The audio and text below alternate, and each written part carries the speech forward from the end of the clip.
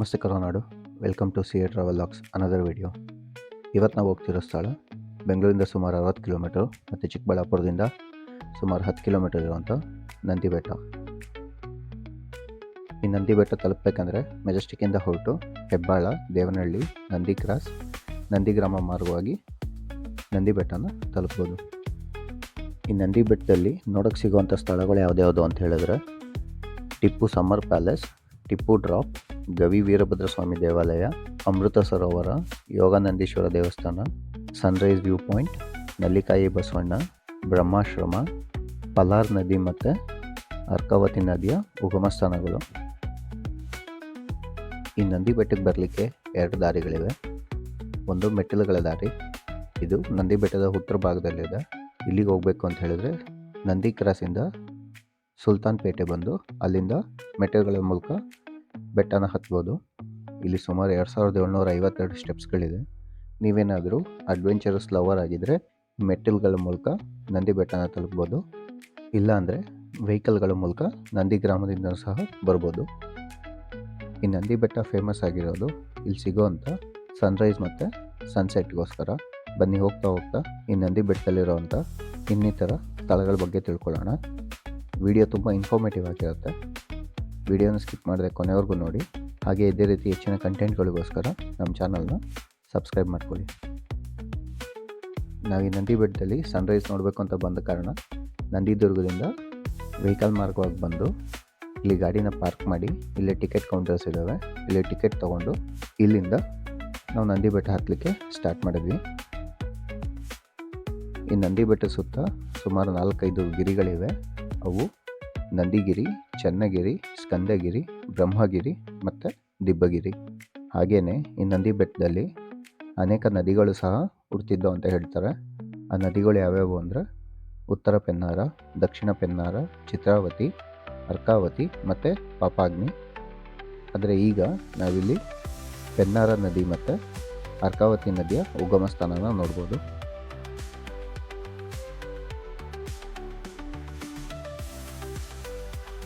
ಬನ್ನಿ ನಂದಿ ಬೆಟ್ಟದಲ್ಲಿ ಸನ್ರೈಸ್ ಹೇಗಿರುತ್ತೆ ಅಂತ ನೋಡೋಣ.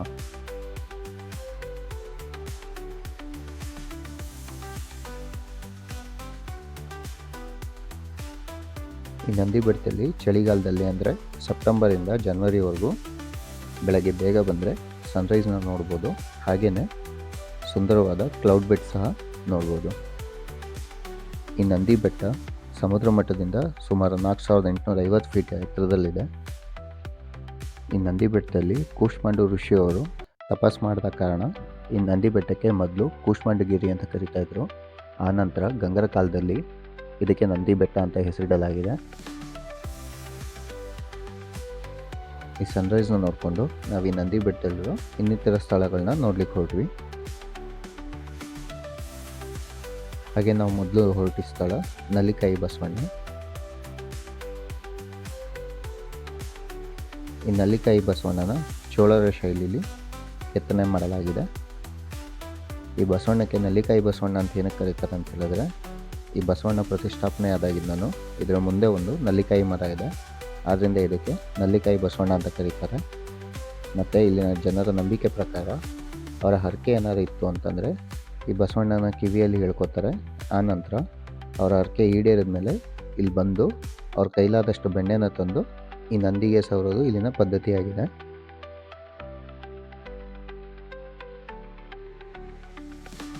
ಈ ನಲ್ಲಿಕಾಯಿ ಬಸವಣ್ಣನ ಪಕ್ಕದಲ್ಲೇ ಒಂದು ಬ್ರಹ್ಮಾಶ್ರಮ ಕೂಡ ಇದೆ. ಈ ಬ್ರಹ್ಮಾಶ್ರಮದಲ್ಲಿ ಅನೇಕ ಸಿದ್ಧರು ಬಂದು ತಪಸ್ ಮಾಡಿ ಸಿದ್ಧಿನ ಪಡ್ಕೊಂಡ್ರು ಅಂತ ಹೇಳ್ತಾರೆ.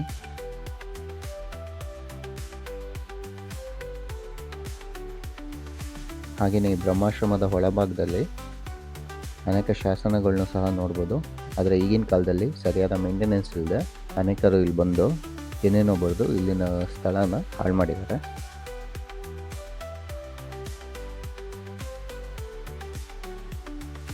ಈ ನಲ್ಲಿಕಾಯಿ ಬಸವಣ್ಣನ ನೋಡಿಕೊಂಡು ಹಾಗೆ ಮುಂದೆ ಬಂದರೆ ನಮಗಿಲ್ಲೊಂದು ಪುಟ್ಟ ಗುಡಿ ಸಿಗುತ್ತೆ. ಈ ಗುಡಿ ಯಾವುದು ಅಂತ ಗೊತ್ತಿಲ್ಲ, ಆದರೆ ಇಲ್ಲಿ ಸರಿಯಾದ ಮೇಂಟೆನೆನ್ಸ್ ಇಲ್ಲದೆ ಇದು ಕೂಡ ಸ್ವಲ್ಪ ಹಾಳಾಗಿದೆ.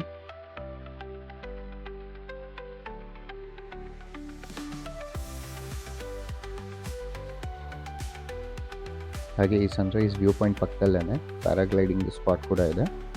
ನೀವು ಬೇಕಿದ್ರೆ ಇಲ್ಲಿ ಪ್ಯಾರಾಗ್ಲೈಡಿಂಗ್ ಸಹ ಮಾಡ್ಬೋದು.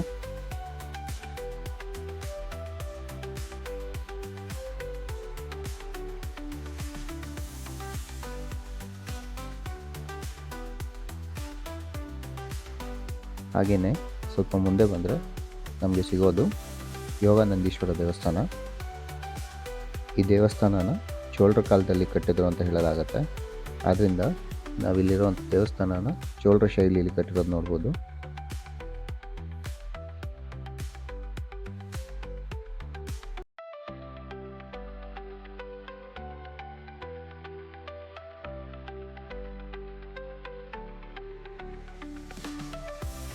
ಈ ದೇವಸ್ಥಾನದ ಒಳಭಾಗದಲ್ಲಿರೋ ರೂಫಲ್ಲಿ ಅಷ್ಟದಿಕ್ಪಾಲಕರ ಕೆತ್ತನೆ ಸಹ ನಾವಿಲ್ಲಿ ನೋಡ್ಬೋದು.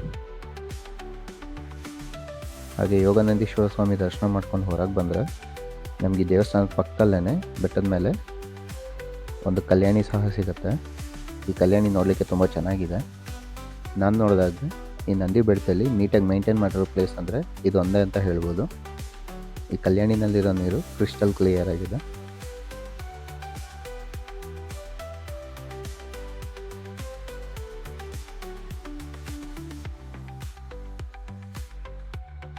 ಹಾಗೆ ದೇವಸ್ಥಾನದಿಂದ ಹೊರಗೆ ಬಂದರೆ ದೇವಸ್ಥಾನದ ಕೆಳಗೆ ನಮ್ಗೆ ಇನ್ನೆರಡು ದೇವಸ್ಥಾನ ಸಿಗುತ್ತೆ. ಒಂದು ವೀರಾಂಜನೇಯ ಸ್ವಾಮಿ ದೇವಸ್ಥಾನ ಮತ್ತು ಬಲಮುರಿ ಗಣೇಶ ದೇವಸ್ಥಾನ. ಈ ವೀರಾಂಜನೇಯ ಸ್ವಾಮಿ ದೇವಸ್ಥಾನನ ಸುಮಾರು 600 ವರ್ಷ ಹಳೆಯದು ಅಂತ ಹೇಳ್ತಾರೆ. ಹಾಗೆಯೇ ಈ ಬಲಮುರಿ ಗಣೇಶ ದೇವಸ್ಥಾನದ ಪಕ್ಕದಲ್ಲೇ ಶಾರ್ದೂಲ ಅನ್ನೋ ಒಂದು ಪ್ರಾಣಿಯ ಕೆತ್ತನೆ ಸಹ ಮಾಡಿದ್ದಾರೆ. ಈ ಬೆಟ್ಟದ ನಾನಾ ಕಡೆಗಳಲ್ಲಿ ಸುಂದರವಾದ ವ್ಯೂನ ಎಂಜಾಯ್ ಮಾಡ್ಬೋದು. ಆದ್ದರಿಂದ ಅಲ್ಲಲ್ಲಿ ವ್ಯೂ ಎಂಜಾಯ್ ಮಾಡಲಿಕ್ಕೆ ಅಂತಲೇ ಕಲ್ಲು ಬೆಂಚ್ಗಳ ವ್ಯವಸ್ಥೆ ಮಾಡಿದ್ದಾರೆ. ಇಲ್ಲಿ ಕುತ್ಕೊಂಡು ಒಳ್ಳೆ ವ್ಯೂನ ಎಂಜಾಯ್ ಮಾಡ್ಬೋದು. ಈ ದೇವಸ್ಥಾನ ನೋಡಿಕೊಂಡು ಕೆಳಗೆ ಬಂದರೆ ನಾವು ತಲುಪೋದು ಟಿಪ್ಪು ಡ್ರಾಪ್. ಈ ಟಿಪ್ಪು ಡ್ರಾಪಿಂದ ಟಿಪ್ಪು ಅವನ ಯುದ್ಧ ಕೈದಿಗಳನ್ನ ತಳ್ಳಿ ಸಾಯಿಸ್ತಿದ್ದ ಅಂತ ಹೇಳಲಾಗುತ್ತೆ.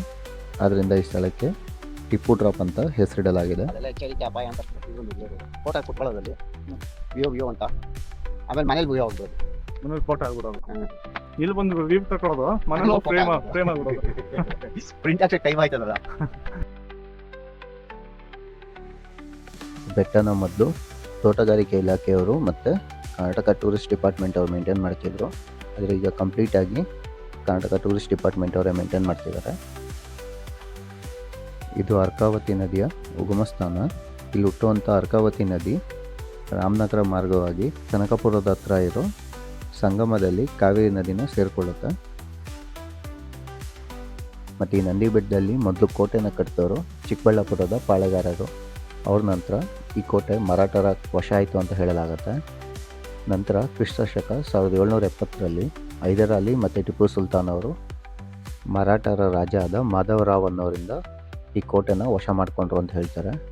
ಆ ನಂತರ ಲತೀಮ್ ಅಲಿ ಬೇಗ್ ಅನ್ನೋರಿಂದ ಈ ನಂದಿ ಬೆಟ್ಟಕ್ಕೆ ಒಂದು ಭದ್ರವಾದ ಕೋಟೆನ ಕಟ್ಟಿಸ್ಕೊಂಡ್ರು ಅಂತಲೂ ಸಹ ಹೇಳ್ತಾರೆ.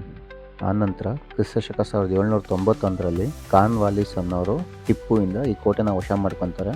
ಆ ನಂತರ ಇದು ಬ್ರಿಟಿಷರ ಕೈವಶ ಆಗುತ್ತೆ. ಹಾಗೆ ಮುಂದೆ ಬಂದರೆ ನಮಗೆ ಸಿಗೋದು ಅಮೃತ ಸರೋವರ. ಈ ಅಮೃತ ಸರೋವರದಲ್ಲಿರುವಂಥ ನೀರನ್ನ ಮೊದಲು ಪೂಜಾ ಕಾರ್ಯಗಳಿಗೆ ಉಪಯೋಗಿಸ್ತಿದ್ದಂತೆ. ಈಗ ಅನೇಕ ಪಕ್ಷಿಗಳು ಮತ್ತು ಮೀನಿನ ವಾಸಸ್ಥಳವಾಗಿದೆ.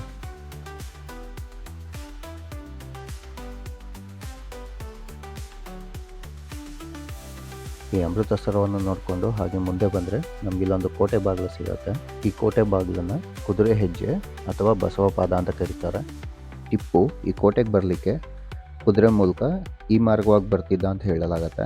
ಆದ್ದರಿಂದ ಈ ಕೋಟೆ ಬಾಗಿಲಿಗೆ ಕುದುರೆ ಹೆಜ್ಜೆ ಅಥವಾ ಬಸವನ ಪಾದ ಅಂತ ಕರೀತಾರೆ.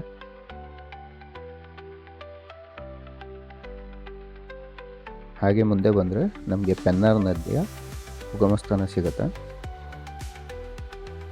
ಈ ಪೆನ್ನಾರ್ ನದಿ ಉಗಮ ಸ್ಥಾನದ ಹತ್ರ ಒಂದು ಶಿವ ದೇವಸ್ಥಾನ ಕೂಡ ಇದೆ. ಇಲ್ಲೂ ಸಹ ಮೇಂಟೆನೆನ್ಸ್ ಸರಿ ಇಲ್ಲದೆ ಎಲ್ಲ ಹಾಳಾಗಿದೆ.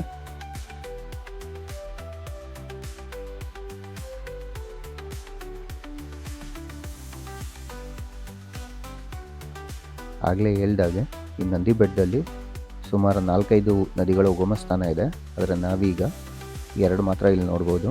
ಈ ನದಿಗಳ ಉಗಮ ಸ್ಥಾನ ನೋಡ್ಕೊಂಡು ಹಾಗೆ ಮುಂದೆ ಬಂದರೆ ನಾವು ತಲುಪೋದು ಟಿಪ್ಪು ಸಮ್ಮರ್ ಪ್ಯಾಲೇಸ್. ಬೇಸಿಗೆ ಕಾಲದಲ್ಲಿ ಟಿಪ್ಪು ಈ ಸ್ಥಳಕ್ಕೆ ಬಂದ ಕಾಲ ಕಳೀಲಿಕ್ಕೆ ಇಲ್ಲಿ ಈ ಸಮ್ಮರ್ ಪ್ಯಾಲೇಸ್ ಕಟ್ಟಿಸ್ಕೊಂಡ ಅಂತ ಹೇಳಲಾಗುತ್ತೆ. ಈ ಸಮ್ಮರ್ ಪ್ಯಾಲೇಸಿಂದ ಹೊರಗೆ ಬಂದರೆ ನಮಗೆ ಗವಿ ವೀರಭದ್ರ ಸ್ವಾಮಿ ದೇವಸ್ಥಾನಕ್ಕೆ ಹೋಗಲಿಕ್ಕೆ ಮೆಟ್ಟಿಲುಗಳು ಸಿಗ್ತವೆ. ಈ ಮೆಟ್ಟಿಲುಗಳ ಮೂಲಕ ಹೋದರೆ ಈ ಬೆಟ್ಟದ ಕೆಳಭಾಗದಲ್ಲಿ ಇರುವಂಥ ಗವಿ ವೀರಭದ್ರ ಸ್ವಾಮಿ ದೇವಸ್ಥಾನನ ತಲುಪ್ಬೋದು.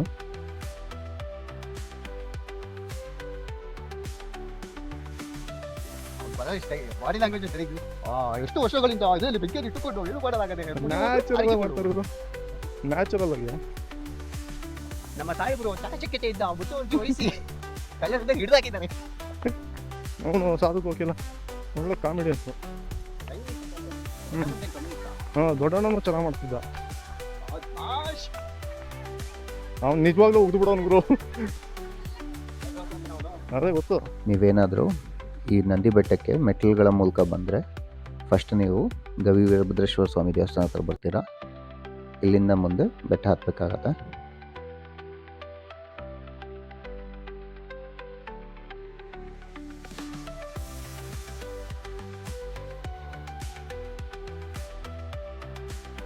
ಇಲ್ಲೂ ಸಹ ಅಲ್ಲಲ್ಲಿ ನಿಂತು ನೋಡಲಿಕ್ಕೆ ತುಂಬ ವ್ಯೂ ಪಾಯಿಂಟ್ಗಳಿದ್ದಾವೆ.